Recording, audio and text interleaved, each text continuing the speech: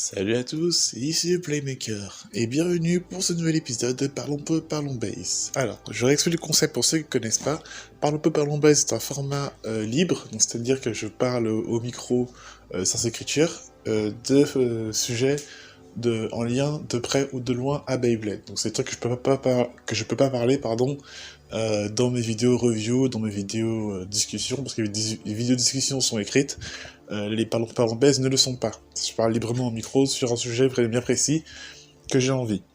Le sujet d'aujourd'hui fait suite à la dernier épisode de Parlons peu, parlons base, qui parlait des tournois hypersphères. Donc le sujet de cette vidéo sera les hypersphères avec le New York Toy Fair de 2020. Pour ceux qui ne savent pas ce que c'est, le New York Toy Fair, c'est un salon du jouet annuel qui a lieu aux US chaque année. Donc c'est un peu comme la Kid Expo mais aux US, où chaque marque va présenter ses nouveaux produits pour leurs licences respectives, qui vont être vendus pour le reste de l'année. Pour les quelques exemples, par rapport à d'autres licences que je suis autres que Beyblade, Hasbro a présenté ses futurs produits pour Power Rangers, Beast Morpher saison 2, saison 2 qui a repris aux US il n'y a pas si longtemps que ça. Peut-être que j'en parlerai dans une autre vidéo hors série. Ils ont aussi annoncé la future série Power Rangers après Beast Morphers, donc qui adaptera Keshiro Santari Soldier, donc une série de Chevaliers Dinosaures. J'en parlerai ça aussi plus tard. On a les Spin Master qui s'est lâché avec Bakugan Armored Alliance, Battle Planet saison 2.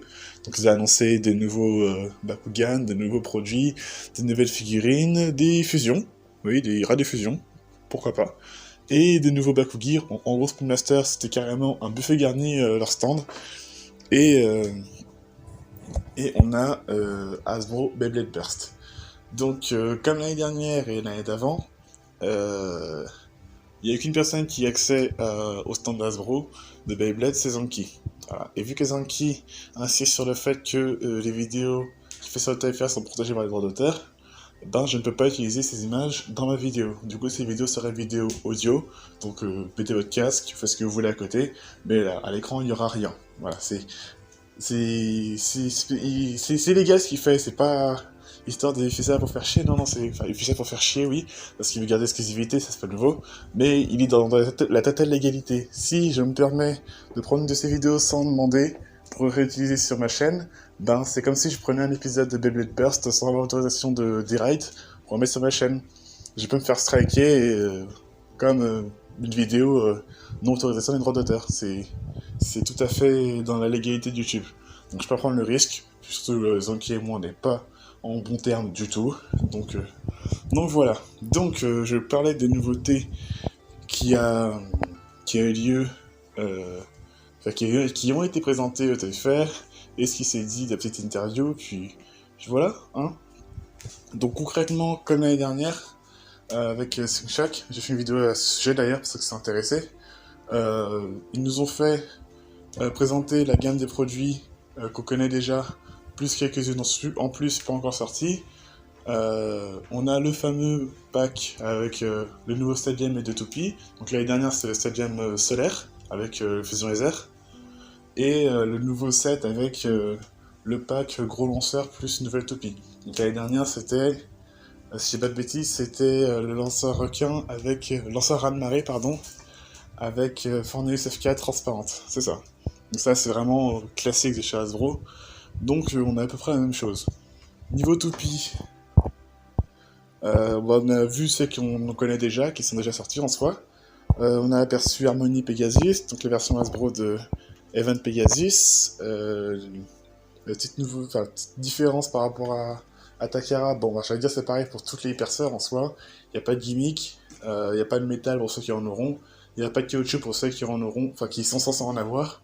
Et les pièces sont pas forcément les bonnes. C'est-à-dire que là, Harmony Pegasus, les ailes sur les côtés, les systèmes de lock reverse n'existent pas. Même si elle est plutôt jolie, mine de rien. Hein. La couleur est conservée, la transparence, c'est pas mal. Qu'est-ce qu'il n'y a pas ? Proof. Proof, il n'est pas dessus. Et l'eau est devenue un hypersphère, c'est bien l'eau. Hein. On a vu Lost Prison aussi. Donc là, pareil, pas de métal, pas de caoutchouc. Il semblerait, à confirmer, que ce soit une rotation gauche uniquement. On ne sait pas encore, parce que ça n'a pas été dit.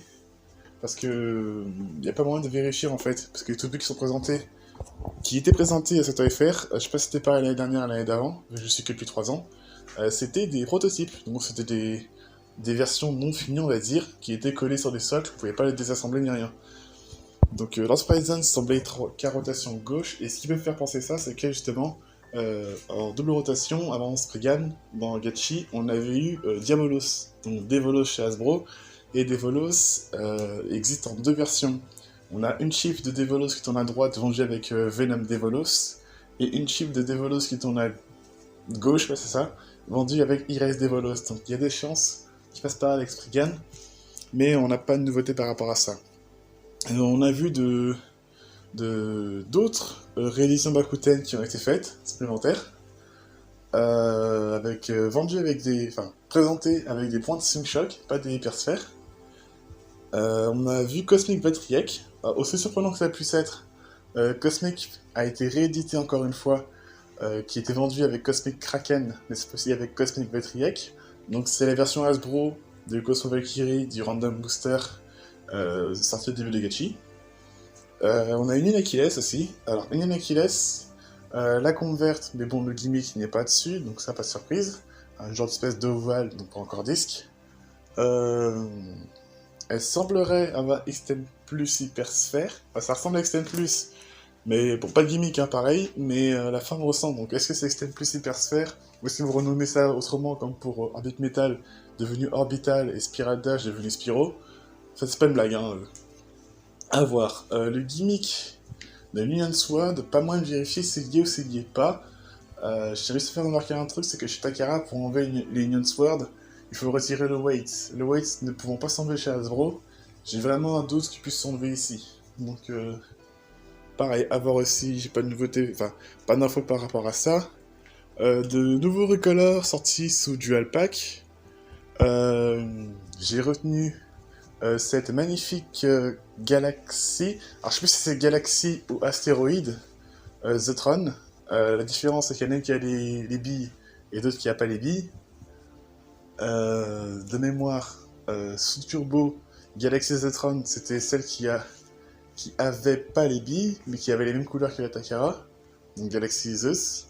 Et astéroïde c'est la violette dégueu qui était présentée au Toy Fair l'année dernière, et elle avait les billes. Là on a une recolor... Non, attends, j'ai n'importe quoi, c'est Galaxy, parce qu'elle a chip. Astéroïde n'avait pas de chip. Donc celle qui n'a pas les billes, du coup.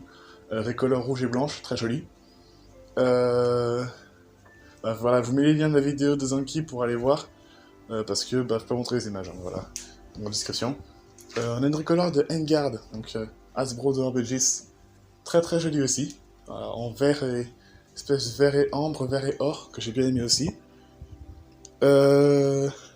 On a une nouvelle exclusivité Hypersphère. Donc on a eu Kraken qui évolue en Cosmic Kraken, bien que Cosmic existe déjà chez Takara. On a eu Sphinx qui évolue en Solar Sphinx, donc toute nouvelle base, évoluant de Sphinx. Et là on a Ogre, la topi rouge et noire là, sous turbo, que j'ai bien aimé au niveau design, qui ressemble un petit peu à V2, qui évolue en ce qui semble être Monstre Ogre, ou Monster Ogre, je sais pas trop, mais personnellement je trouve très joli, voilà, noir, un petit peu fluo et un peu de rouge, qui me rappelle, pour ceux qui regardent, ceux qui comprendront la référence, Kamen Rider 01 Flaming Tiger. Alors, les couleurs sont les mêmes, parce que moi j'aime beaucoup cette toupie. Semblerait-il qu'il y a les Outer et Octa Hypersphère, parce que la forme du driver correspond à Octa, donc pourquoi pas. En tout cas, je pense que c'est un produit qui va être assez prisé, je trouve. Ça, je pense. Et après, c'est tout pour ce qui est des produits présentés dans le présentoir. Pour ce qui est du set avec Toupie et Toupie et Stadium. Donc, on a le Vortex Climb Battle Set, nom officiel français, set de combat Vortex Ascendant. Pour ceux qui suivent mes reviews, ma review de l'épisode 41-42. Vous savez le Stadium qu'on voit lors du dernier arc entre combat de WBBA contre Real Tower. Vous avez dit à la fin de la vidéo que ce stadium-là, j'allais sûr à 100% qu'il allait sortir chez Hasbro au Toy Fair. Ah, bingo, j'avais vu juste. J'avais vu juste à 100%. C'est exactement ça. Donc ça confirme la théorie que j'avais émise, comme quoi l'anime faisait aussi la promotion des produits Hasbro à sa manière. Sa manière peut pas faire mieux, hein, parce que le stadium qui est présenté, c'est le même. C'est exactement le même. On a la surface du combat en bas, les deux rampes sur les côtés, la pente, bon, elle est pas en métal, hein, faut pas forcément non plus, hein. La pente pour accélérer avec le petit cercle au milieu, c'est exactement pareil.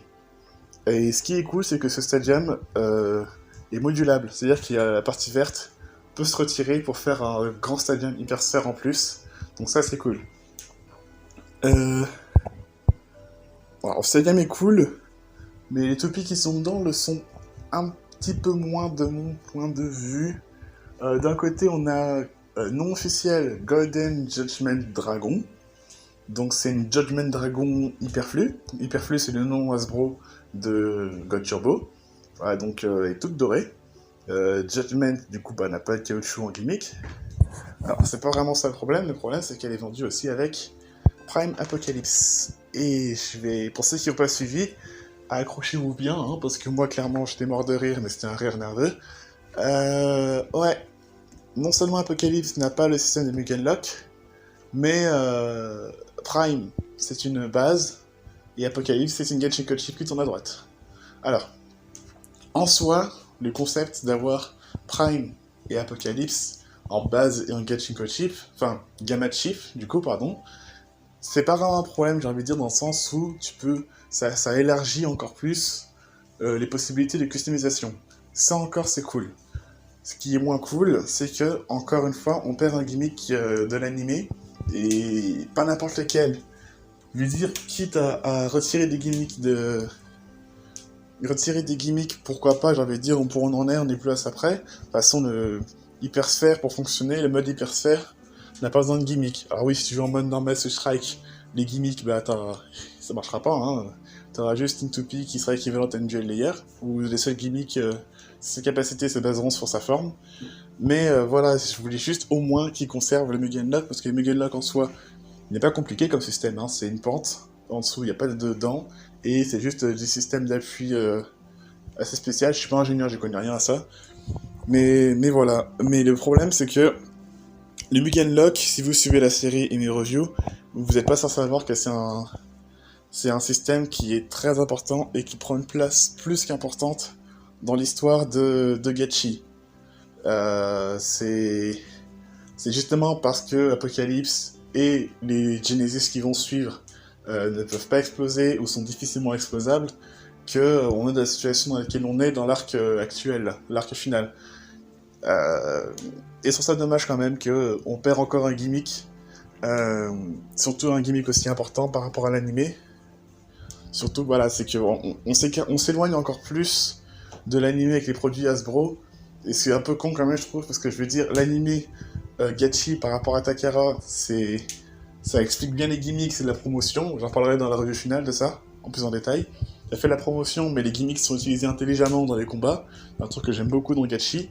Et quand tu regardes par rapport à Rise, il t'explique les gimmicks, hein. Le VF est pas encore disponible, mais la version anglaise l'est, j'ai regardé, et ils font comme en version japonaise.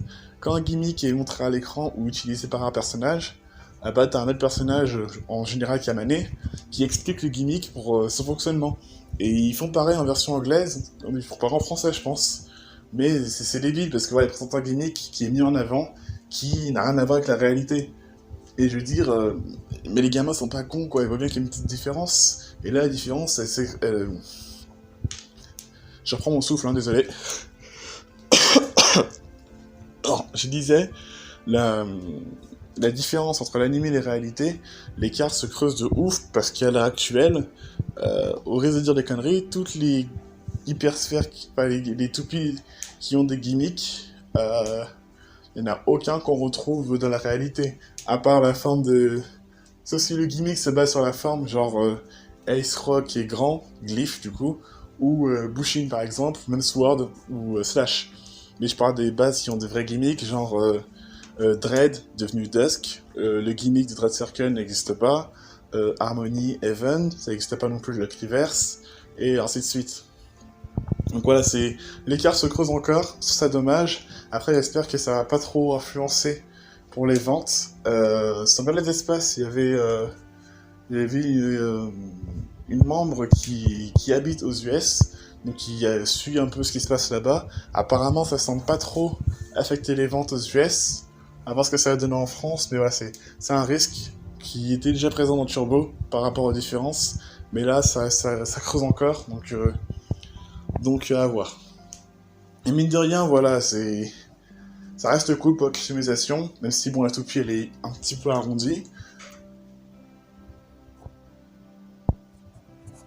Et voilà, concrètement, au moins on est fixé, ouais, il n'y a pas de Mugen Lock, il a pas dagger non plus, parce que les frames n'y sont pas, et du coup les frames aussi gênent au système hypersphère. C'est vraiment, en vrai, si les toupies qui n'ont pas de gimmick ne dérangent pas pour le système hypersphère. Mais si vous jouez en mode normal Switch Strike, là oui, il va y avoir un problème, bah, voilà, comme je viens d'expliquer. Après, bon, bah, ça nous laisse une petite idée pour Royal Genesis, donc Regala Genesis Hasbro, qui n'a pas été mentionné ni montré, donc il faudra attendre. Par contre, je suis vraiment curieux pour ce que ça pourrait donner pour Big Bang Genesis et Prime Apocalypse Big Bang Armor. Parce que oui, il y avait le nom de Cosmic Apocalypse qui avait été leaké, mais c'est autre chose encore, c'est pas Apocalypse Big Bang Armor. Donc, à voir ce qu'ils vont faire.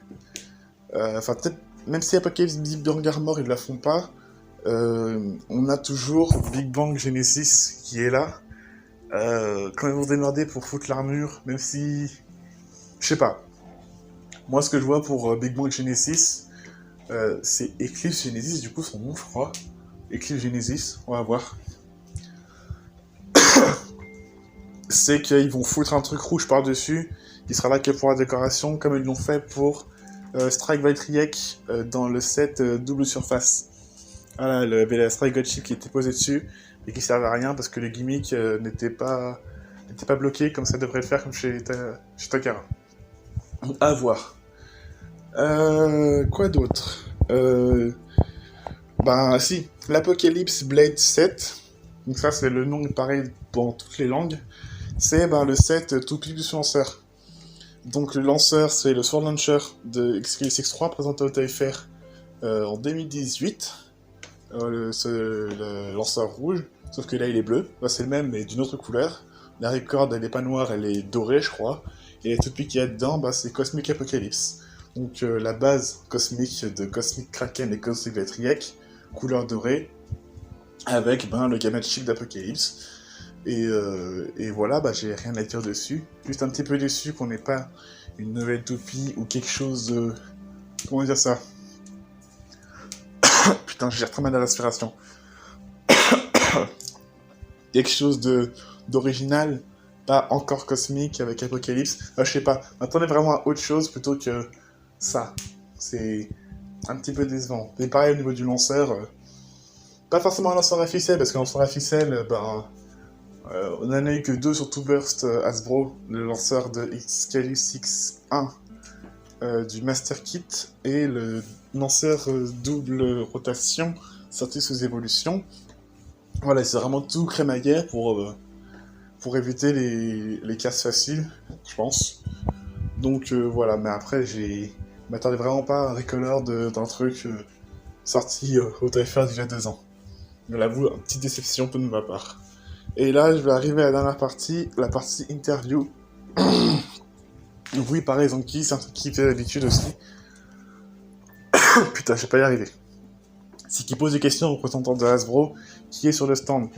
Alors pour ceux qui connaissent pas, qui sont jamais allés dans un salon du jouet, vous avez toujours pour la gamme de produits en vitrine, il y a toujours un représentant qui est là à côté pour répondre aux questions, pour fournir des informations.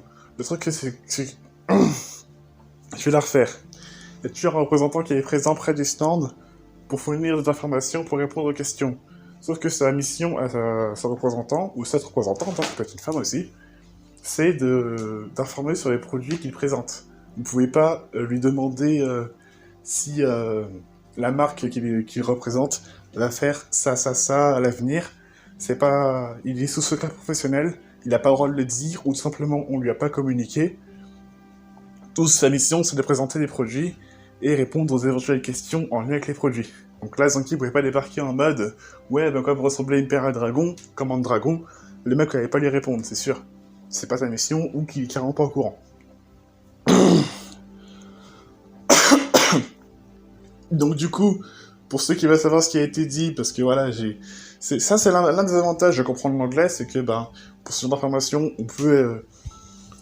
faut aider les autres à comprendre. Alors, j'ai recensé que l'essentiel des informations, parce qu'il y a beaucoup de blabla, c'est sur 20 minutes, puis il y a des trucs qui n'ont vraiment pas d'intérêt. Les informations qu'on a pu apprendre, c'est que sous Rise, il y aura 5 vagues de starters. Donc actuellement, on a eu la vague 1 en France avec Sorbatriek, Wizard Fafnir, Boshina Shindra et Ice Dragon, pardon. On a la vague 2. La vague 2, si je dis pas de bêtises, c'est Zone Winner, Dusk Balikesh, et j'ai oublié la suite. Donc la vague 2 qui est sortie aux US. Puis voilà, donc il y a 5 vagues au total sur Rise de starter. Pour les single packs, il y aura 4 vagues sur le total de Rise. Et idem, il y aura 4 vagues de dual pack qui sortiront sous Rise. Ce qui a été dit par rapport au set du nouveau stadium, c'est que voilà, c'est le tout premier stadium customisable qu'ils ont fait, même s'ils avaient déjà fait un petit test avec le Tournament Set et Turbo. Bon, le Tournament Set, ça n'a jamais chez nous en France, malheureusement, mais il y avait pour ceux qui ont vu les vidéos de Zanki, on pouvait mettre des petits rebords pour savoir si on jouait en mode Switch Strike classique ou en mode Slingshot pour bloquer les rampes. Bah là, c'est pareil, mais c'est vraiment poussé à fond. Donc c'était pour apporter une nouvelle dimension au jeu, et après, toutes ces améliorations pour la Beyblade et pour mission d'apporter de nouveaux tournois locaux, de nouvelles manières de jouer aussi, et adapter le jeu de diverses manières. Voilà, niveau popularité, on va dire, l'application, même s'il y en a qui y jouent plus comme moi, tourne toujours. Fin 2019, on a eu un chiffre, il y a eu plus de 13 millions d'utilisateurs uniques, donc 13 millions de personnes différentes avec un compte unique qui ont joué au jeu, enfin qui jouent au jeu fin 2019, et il a été recensé dernièrement plus de 1 milliard de combats dans le jeu, donc c'est juste énorme. Donc là-dessus, je suis quand même content d'avoir eu un chiffre. Et après, on a la dernière partie où... Voilà, comme je l'ai dit tout à l'heure, putain, je vais essayer de finir la vidéo si j'y arrive. J'avoue que j'ai un peu de mal. Voilà, j'ai dit, là, c'est un représentant, il peut pas répondre à toutes les questions, soit parce qu'il ne sait pas, soit parce qu'il est secret professionnel. Et l'année dernière, le mec qui était là-bas, c'est pas le même, arrêtait pas de répéter « wait and see », donc attendez, vous verrez ce qui va sortir. Là, celui-là avait dit presque la même chose, mais tourné différemment. Ce qu'il disait, c'était c'est quelque chose sur lequel on travaille avec l'équipe de développement, en se basant sur les avis et retours sur les réseaux. Donc apparemment, oui, ils suivent ce qu'ils disent sur Internet. Là, putain, ils affrontent tarifs. Surtout pour Power Rangers aussi, je pense. Hein. Et aussi, ils se basent sur la popularité de tel ou tel personnage de l'animé. Ça, je vais bien y croire, si les 2B sortaient pas avant l'animé. Je veux dire, la vague 1 et 2 étaient sorties aux US avant le début de l'animé. Donc bon, enfin aux US, hein. Se baser sur la popularité d'un personnage pour tel ou tel produit, concrètement, j'y crois moyen. Après, je suis peut-être mauvaise langue, hein, bien sûr, hein, mais honnêtement, j'y crois moyen. Parce que je veux dire clairement, avec l'histoire qu'on a actuellement, tout le monde va kiffer Delta, c'est sûr. C'est pas ça qui va les empêcher de faire de la merde sur Masters d'Evolos. Hein. Enfin, voilà, je suis très mauvaise langue. Enfin bref. Donc ça, c'est quelque chose qui a été dit et répété plusieurs fois dans la vidéo par rapport aux rééditions de Metal Fight. Parce que oui, c'est surprenant que cela puisse être des rééditions de Bakuten, on en a vu à Tire-Larigot sur le stand, mais les rééditions de Metal Fight n'ont pas été vues. C'est bizarre, parce que pour moi, ça semble assez facile à refaire. Mais pareil, pas d'informations par rapport au Metal Fight. Donc là-dessus, on verra. Ce serait quand même con qu'ils les sortent pas, hein. Ce serait une opportunité perdue de se faire de la thune. Parce que concrètement, hein, entre nous, si Hasbro sort Stamp Pegasus et Eldrago ou même Rock Leon en réédition Burst Hasbro, vous allez les acheter, c'est sûr, ça va se vendre. Par rapport aux versions Gold Turbo des toupies, donc les versions hyperflues, il y a eu la bas cosmique de Cosmic Apocalypse, Golden Judgment Dragon. Est-ce qu'ils vont en refaire à l'avenir? Pareil, pas de nouvelles. Pas de nouvelles non plus aussi par rapport aux bases de Random Booster et Random Layer, parce qu'à l'heure actuelle, il n'y a que Cosmo Cosmic qui existe chez Hasbro. Sachant qu'on a Lord qui n'est pas dans l'anime qui existe quand même, peut-être que certaines de ces bases sont dans les dual packs, les starter packs qui vont sortir dans l'année, donc là-dessus on sait pas. Et le mec a précisé qu'il fallait attendre parce que c'est dans les packs, peut-être que c'est dans les packs qui vont sortir. Donc là c'est la surprise pour le coup, et c'est normal j'ai envie de dire. Par rapport aussi double rotation, voilà, est-ce qu'ils vont vraiment faire... bon là pour moi ils vont le faire, parce que faut ce qu'ils ont fait avec Devolos, sortir une chip double rotation, au final en faire 2 fois, une dans chaque champ de rotation. Est-ce qu'ils vont faire aussi avec Spryzen? Pour moi oui. Et pour Master Devolos, est-ce qu'ils vont le faire? J'ai envie de dire oui. Après, bonne chance quoi pour la vente. Ce serait juste abusé quand même, vous imaginez s'ils sortent Master à droite et qu'ils croppent en dessous, et qu'ils sortent après Master à gauche et qu'ils croppent en dessous aussi. Oh, ça sera affreux, mais je serais même pas sûr qu'ils le fassent. Aussi pour les frames, parce que du coup, certaines frames manquaient à l'appel dans Turbo, entre autres Proof et Dagger, et de nouveau, ces frames sont réapparus dans la saison 4 de l'anime, et elles manquent à nouveau à l'appel. Donc après, il y a la Zanken Model qui est sortie pour ces frames pour les revoir. Personnellement, je m'y attends pas à les voir, même s'ils ont fait des core disques. Personnellement, je m'attends pas à les revoir ceci. Voilà, pas à les voir tout court. Là, j'avais dit, voilà, ils ont enlevé les frames des paquets dès le départ parce que ça gênait pour le mode hypersphère, comme ça gênait pour le mode slingshot d'ailleurs. Concrètement, je m'attends pas à les revoir tout de suite. Et du coup, peut-être qu'il y aurait s'attendre à les revoir peut-être sur des sorties de Stun 2P en mode Switch Strike. Parce que même si les dernières Turbo c'était sous le slingshot, on a eu certaines 2P du système précédent. Donc c'était un Switch Strike. Alors Switch Strike, qui c'est qu'on avait? On avait Dread Hades de mémoire. On avait eu Turbo Achilles. Non, autant pour moi, pas Turbo Achilles, Turbo Valkyriek, qui était sorti en mode Switch Strike. Donc concrètement, voilà, il avait expliqué aussi que le Switch Strike c'est quelque chose qui est très demandé pour la communauté Hasbro. Pourquoi Switch Strike? Parce que Switch Strike, c'est ce qui est le plus fidèle au produit Takara en fait. Donc concrètement, les gimmicks. Voilà, Switch Strike, c'est les gimmicks. Donc ils s'attendaient à avoir une réponse sur est-ce que sortiront plus de Switch Strike, même s'ils sont sous l'ère des hypersphères, parce que c'est quelque chose qui est très prisé, très demandé, pour les gimmicks justement, et quitte à pousser plus loin la caoutchouc et le métal. Pareil, il a ressorti sa phrase toute prête. Donc, concrètement, je m'attends pas à voir de nouvelles Switch Strike, surtout que si on se base sur la logique, en prenant le système de la saison précédente, on a les Bakuten qui ont le système Slingshot. Donc là-dessus, je m'attends pas à revoir de Switch Strike après avoir. Puis voilà, je crois que j'ai à peu près tout dit. Voilà, donc honnêtement, voilà, c'est vraiment ce qui m'a vraiment le grand coup de gueule que j'ai entre guillemets, c'est par rapport à Apocalypse. Donc le pouvoir le Mega Unlock, ça me fait vraiment chier en fait. Parce que je me suis dit, ils vont pas enlever un gimmick aussi simple à refaire, pour le coup, qui est aussi important de l'animé. Pour le coup, ils l'ont fait, même si c'est cool quand même qu'on ait Prime et Apocalypse pour la customisation. Ils ont enlevé un gimmick de l'animé qui a une place importante. Mais sur le concept de ne pas avoir de gimmick, quand on joue en mode hypersphère, ça gêne pas. J'ai vu quelques combos de la chaîne de Jojo J-Pot. Alors c'est un combo entre Zone Winner et Judgment Joker. Franchement, ça envoyait du lourd. Ça a sauté, ça a pété dans tous les coins, c'est vraiment génial. Après, voilà, si vous jouez en mode Switch Strike, donc en stadium classique, là oui, forcément, vous allez voir que va y avoir un souci.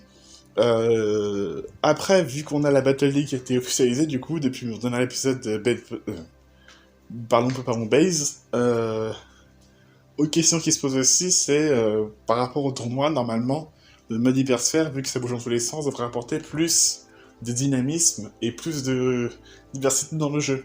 De diversité, parce que bon, c'est vrai que tout le monde est là en mode Switch Strike, c'est bien. Bon, Switch Strike, enfin depuis Switch Strike, les seuls topics qui se jouent, c'est Express Zen Requiem, Bering et Arc Balkesh Atomic. Bon, autant dire que la diversité elle est morte. Mais le truc c'est que on risque d'avoir le même problème si ça se joue dans les stadiums Orange Hypersphère. Ça, c'est à chaque saison pareil. On nous vend le stadium dans le set et vous avez des stadiums à l'unité qui sont un petit peu différents. Bon, pour le coup, c'est pas un petit peu différent, c'est carrément différent. Je veux dire, le stadium Vertical Drop du set sorti sous au début de l'Hypersphère, avec Ashindra et les dragons, ressemble à celui de l'animé. C'est en forme de 8 avec les rebords sur les côtés. Voilà, il va niquer celui-là. Mais le stadium Orange, il est en forme de cacahuète, on va dire.